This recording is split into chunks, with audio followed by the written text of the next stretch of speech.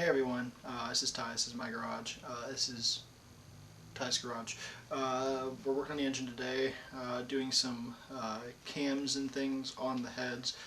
Last episode we bolted the heads on, and now we're focusing on building the heads. It means getting the roller rocker assemblies on, putting the cams in, and getting these things basically pretty much done so we can move to the front end of the engine. So stick around and we'll tear into it.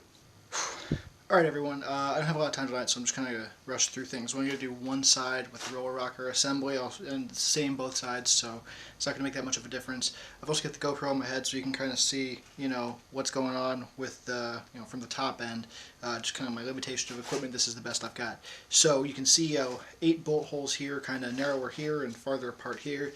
That kind of helps to key our roller rocker assembly in place. So I'm just going to grab that real quick and we'll start bolting it on. Alright, so this is a roller rocker assembly.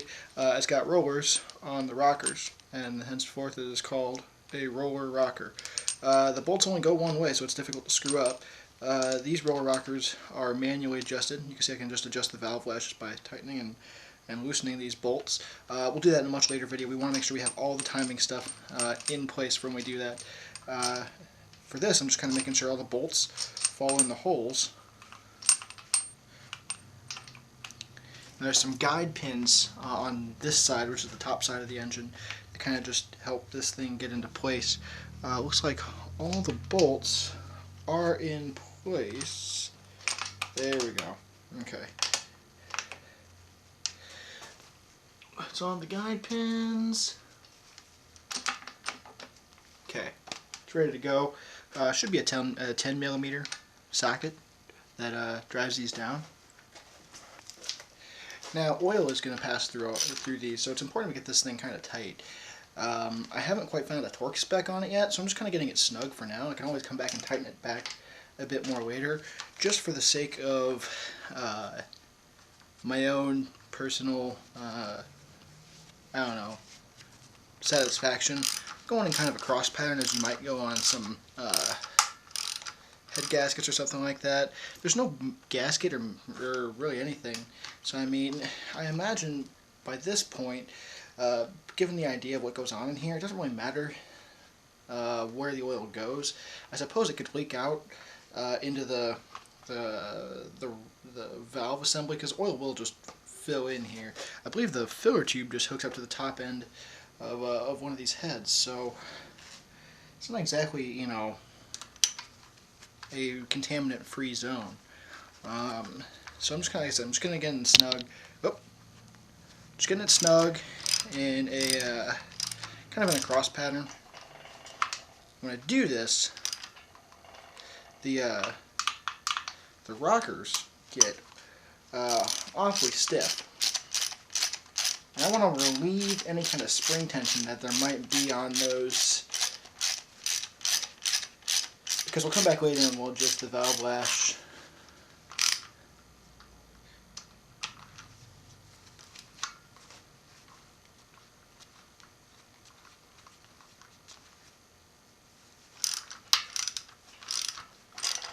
I'm looking at the gap to make sure that it's sitting down properly all the way.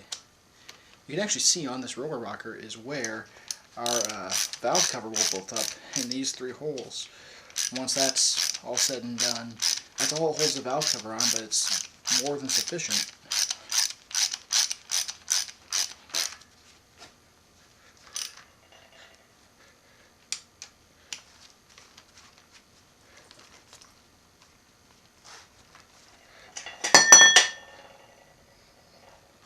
Okay, you can see I got I got a little bit of play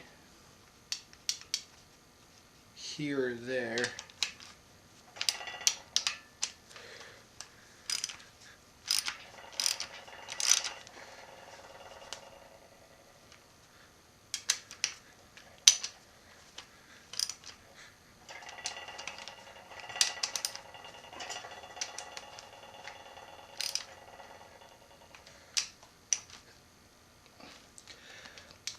Okay, this is going to be the same for either side on these roller rocket assemblies.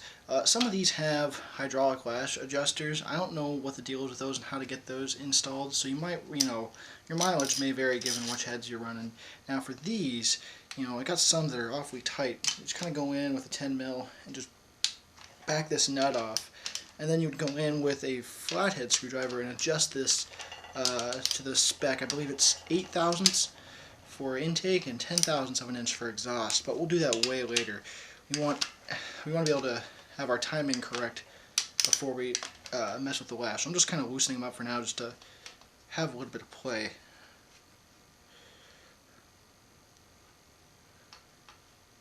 It's also important that you actually spin the adjuster.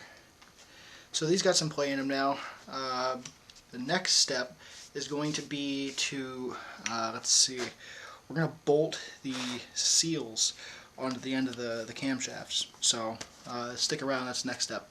Okay, this is the, driver's side? This is the driver's side head. Obviously something's got to go in here to kind of seal it in, hold this cam in place. I mean, it's not going anywhere this way, but obviously there's going to be oil running through here. There's actually an oil passage that goes right down in there. So, see, this piece here, this is actually one of the two oil cam, or I'm sorry, this piece here is what they call the cam support. This is designed to go on about like yay. It bolts in. On this one, it holds the cam sensor, which is right there. Not sure what condition that's in. Hoping it's fine. I replaced the seal on these. I mean, I had it off. Might as well replace the seal on it. An O-ring just kind of goes in between here and the area in there. I hit this with just a little bit of assembly lube, so that way I had it just spins a little bit more freely. There's less friction on it. So yeah, put the O-ring on and start bolting it together. I mean, just as simply as you can imagine, O-ring just goes around the neck of this, just like so, and we'll bolt it in place. We kind of want to clock this towards where we know it's going to be, which is simply a matter of lining the bolt holes up kind of close. You don't want to like squeeze this thing on. We're going to use the friction of the pulling force of the bolts to bring this in. Now it looks like two of these bolts are skinny. These two skinny bolts are going to go through the shorter part of this assembly, and the long bolt is going to go through the thicker part, which is back here. So we'll kind of get these started. These look like 10s here. Oh.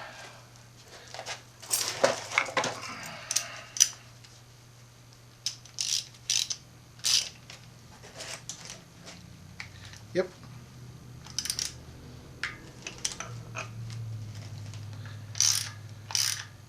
I want this thing to go in evenly, so I'm kind of trying to tighten them all up at the same time. This one, however, is a 12. So this is going to go in here.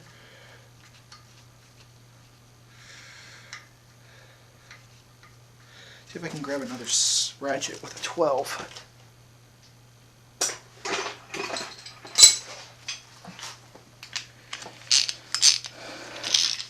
Alright, it's ridiculous, but it is a 12 mil socket.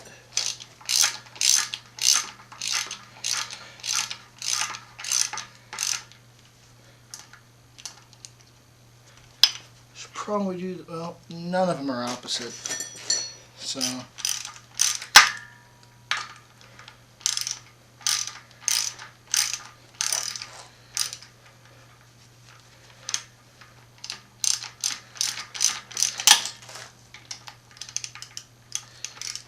This is probably incredibly unnecessary, but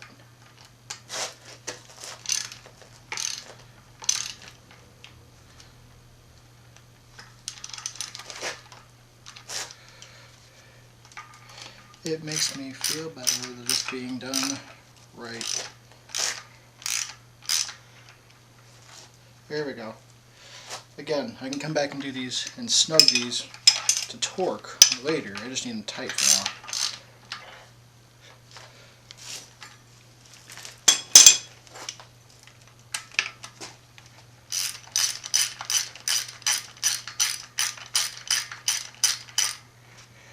And that leaves just enough cam left over to bolt cam sprocket to. Right, left.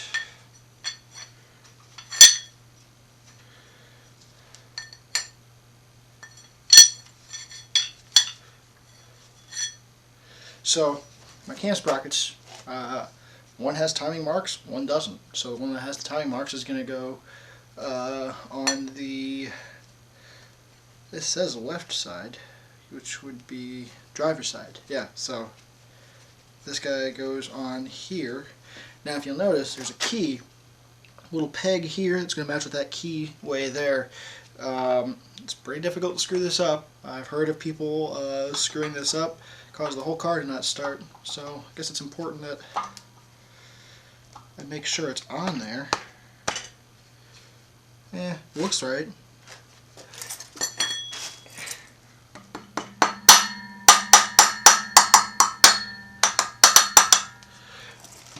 Alright, I'm just going to start the bolt for now.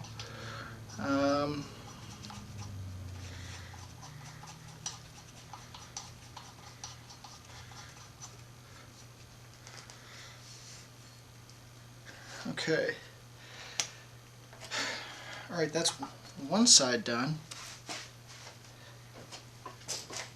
Alright, now due to the nature of these heads, right, we kind of decided that they were the same head, left and right. It's just that the caps and the bearings, or not the bearings, I'm sorry, the caps and the seals just differ. So this is the shorter cam. It goes in through the back, whereas that last one went in through the front. That's why the cap is on this side, and the cap on this side will be on the back. There's no sensor here. This one's a lot simpler of a setup. It's just, I mean, it's really just a form of cap. It's just going to go on the back here. Let's line up the bolt holes. Just kind of get an idea. Okay, it's going to go in at about 10 o'clock and 5 o'clock. That's where the bolt holes are. Just grab an O-ring. I've only got 2 bolts left, so we know they must be the ones that go here. And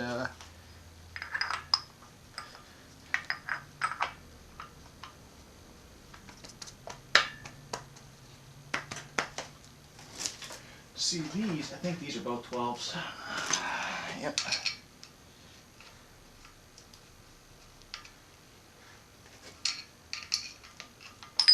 Whoop.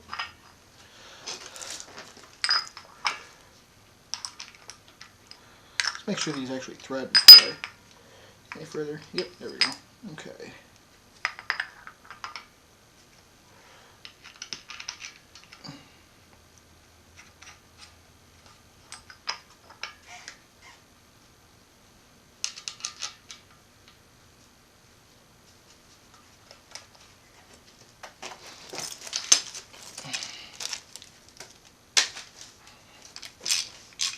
So on this one, I'm just kind of going to tighten them both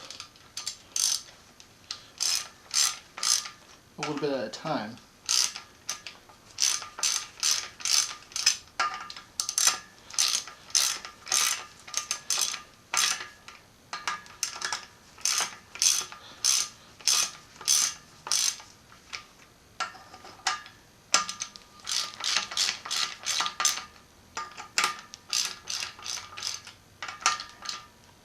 Both are snug.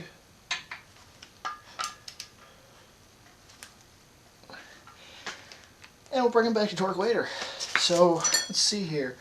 The heads, okay. Put the remaining cam on the right hand side of the engine. Just get it snug. We can get it snug enough with our fingers. It's keyed, so it's not going anywhere. But there's a special tool we'll require to get these on properly. But it's not going anywhere, so looks to me like this step is done. We've got the caps on, the cams are sealed in. Don't have to worry about any kind of leakage or anything like that. We should be in good shape there. The roller rockers are on, so these are ready for valve lash adjustment later down the road. And we have the cam pulleys on, and they're half snug. We'll get the tool and bolt that down once it's all timed. So yeah, we should be in good shape. Next episode should have something to do with getting the front end back together, oil pump, water pump, what have you. And yeah, that should be it. So thanks for watching. Stick around, subscribe. This series is getting more and more fun to shoot as this engine comes along. So yeah, thanks for sticking around, guys. We'll see you next time. Thanks.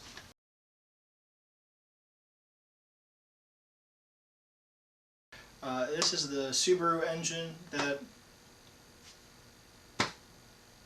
Hey everyone, my name is Ty. This is my garage. The show's called Ty's Garage. This is the Subaru engine that's going in the rally car. It's what we've been building over the last few videos. I believe in the last video I said the next video would have something to do with the front end of the engine. And that was a reasonable thing to say until... oh, what was happening? Until I wanted to crank the engine over today and came to realize the engine wasn't moving. The crankshaft was seized. And that didn't make any sense because I've been cranking this engine over time and time again. What possibly could have caused that engine to seize up, you know? So I was investigating, and I kind of, you know, was wiggling the crankshaft, went around the other way, and it would it freed up, and then I went to put my hand on one of the cranks that we had just bolted up last night, and I rotated it and realized that my my cam was under load. What I mean by that is one or many of my valves were open at the time, and recalling where my pistons were when I realized my crank was seized, puts one of my pistons on each side of the engine at top dead center, and I believe it is this one here. It put the front piston, which technically speaking is the front piston on both sides, front piston, driver's side, had top dead center, and the exhaust valves were loaded under the stress of the cam lobes. So naturally I was freaked out because I'm pretty sure what that means is I bent a valve, and it's not good. Without your valves seating properly, what will happen is when the engine's pistons come up, it won't actually have a good compression. The whole thing about this build is having good compression. So if that piston comes up right before the ignition, doesn't have any compression, well, the amount of volume displaced by the compression is irrelevant because some of that volume of air is being leaked out through the valve that isn't seating properly. So to test it, I took my my air gun and I sprayed it in through the spark plug tubes, which are independent of the cylinders, and I felt my hand over the exhaust on the cylinder head that I was suspecting, and I thought I felt like I could feel some air. I couldn't feel it over the intake runners. Only felt it over the front side, which again, that's the one that had the piston at top dead center when I bolted these cams on. And then I did the exact reverse. I blew air in through the single port of the exhaust and was trying to feel for air coming out of the spark plug tube. And while I didn't feel air coming out of the spark plug tube on my suspect cylinder, I could actually see air blowing some dust around inside of that combustion chamber. It seems to me like I probably bent a valve. It's not seating properly, that's for sure. I've gone through and I've completely unloaded my valves. I've got perfect lash on, well, I say perfect lash. I've got some clearance on all of them. I think I've got clearance on all of them. This, I mean, at least all the ones on the suspect cylinder. So what I'm going to do, because I think this is the only thing I can do at this point, because I'm suspecting the issue, is tear this back down, which sucks. Tear this side of the engine back down, just to the deck, unbolt the heads. I'm going to leave the heads pretty much built. There's no reason to unbuild or tear them all the way back down yet, which ruins the gaskets, ruins the bolts. That's about 45 plus 32. That's $77 down the drain. And then I will, as soon as I have this thing unbolted, I'll know if the valves aren't seating properly. They were seating perfectly fine when they left the machine shop. So if they're not seating properly now, it's definitely something I did. And I've got every reason to believe that I probably just banged up one of those, or two of those valves even. Could be two of them. Pretty bad. So I'm going to tear this thing down right now and get it ready, if it needs to be ready, to go to the machine shop tomorrow, because I am not screwing around. I don't want to waste any more time. And that's where we're at with it. So where I had a series of videos that I was going to put out about the front end of this engine, they are now taking a back seat to making sure this head is perfectly fine. So, whoops. Alright, just going to start tearing into it. I've got my GoPro on my head, so main super nice looking camera is probably going to see me with my goofy hair and my goofy head strap. Big deal.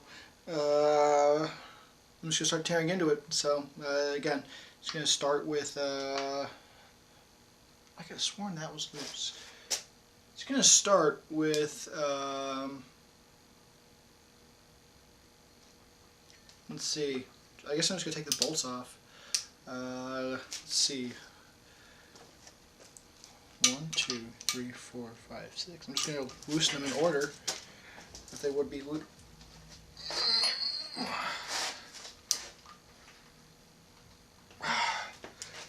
This is why we own breaker bars. I don't think jack handle makes a perfect cheater.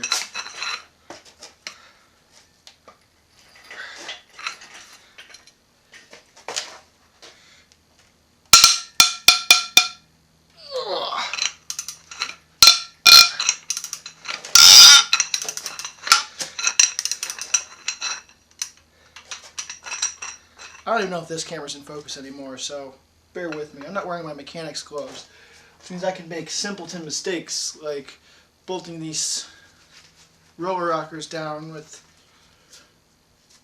my cam not in a neutral position, causing my exhaust valves to open up, causing them to collide with my piston. It's not it's a top dead center where it shouldn't be.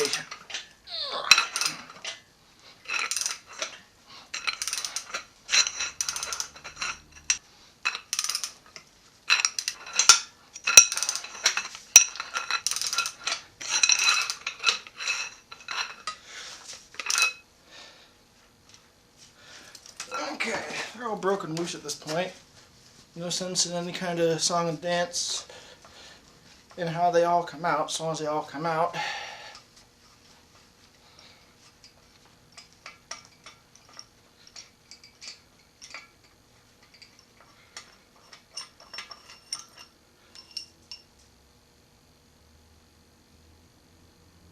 Huh. There's a lot of crap on that. I don't know if I can see that or not. That's a lot of junk. Okay, so what I'm doing here is, just in case I get this crazy inclination to attempt using these again, I want to make sure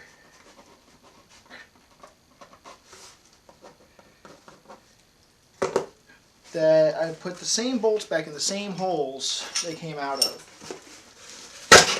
So this box is going to correspond, I don't know which camera is going to be best, this box is going to correspond to these bolts.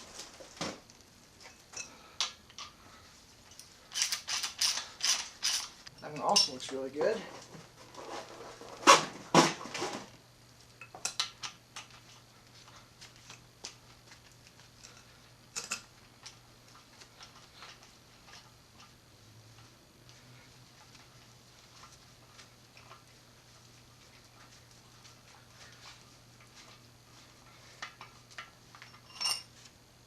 Yeah, that looks pretty good.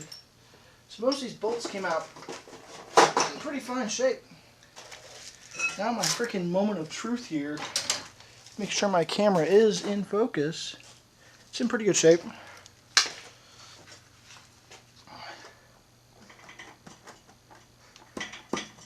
Where's my cylinders at? They're pistons, cylinders, whatever.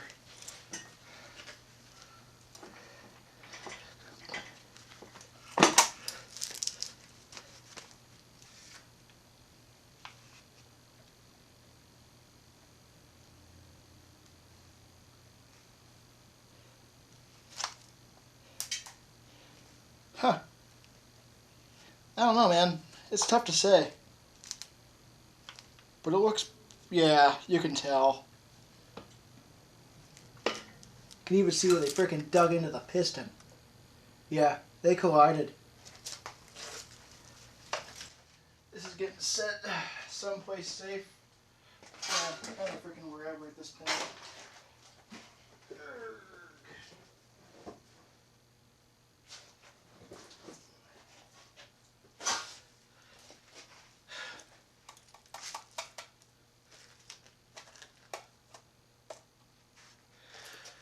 Alright, just so we're clear, you can actually see a lot of crap in here. What on earth? Alright, I'm going to freehand it. I don't do this often, but I'm going to zoom in as well.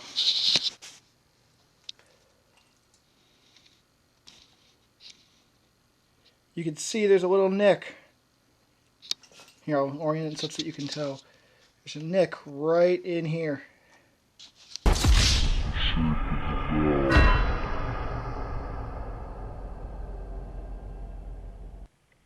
Two of them. That's what we're up against here. That is the problem. That's just a clear indicator that we collided. You'll tell nothing's wrong with this side. But again, I didn't have the valves compressed for that. So, that's got to be blown out. And yeah, that was my mistake. And it's expensive. Let me zoom back out. So what do we learn, right? One, don't rush things. It's not worth, it's clearly not freaking worth it. Was my rushing this job worth the $300 it's going to cost me to do new head, gasket, new bolts, and all the money to get my valves reseated? No. But guess what? It has to freaking happen now. So, again, was my time worth it? No. I value my time. Not that much. Not $300 for 15 minutes of,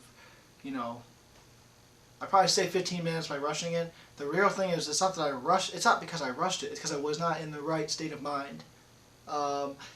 If of course now I've got this $300 or so mistake, I don't even know how much it's going to cost. I have this mistake now in my books. I'm going to think about this the next time I go to build an engine, right? So now, I'm not going to lose that much more time from now on checking this. All I had to do, if I'd have had this down at, half stroke, I'd have been perfectly fine, even with the valves opening up. So I had no issue with the valves. It was a perfect storm of the piston being at top dead center, the valve being open, and me just trying to bolt that roller rocker assembly down as hard as I did without taking the valve lash off of the adjusters. Again, three things all coming together at once to make this happen. Any one of those things, if any one of those things were any different, this wouldn't have happened. So yeah, I could have prevented this. One lesson learned. Another lesson learned. As you can imagine, it's got me upset. It's got anybody. It would have anybody upset. It's not just me. This sucks. It's a serious setback in building this engine.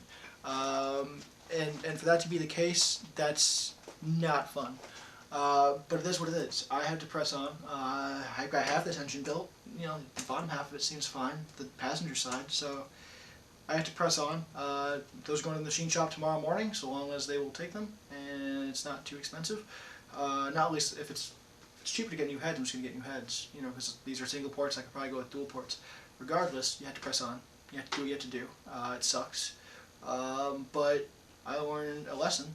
It's cheaper than mechanic school, but it's not exactly a cheap lesson. And yeah, so this kind of changes things just a little bit, and it's an expensive lesson. So stick around. Thanks for watching. Please subscribe, and you'll watch me fix this. Thanks, guys.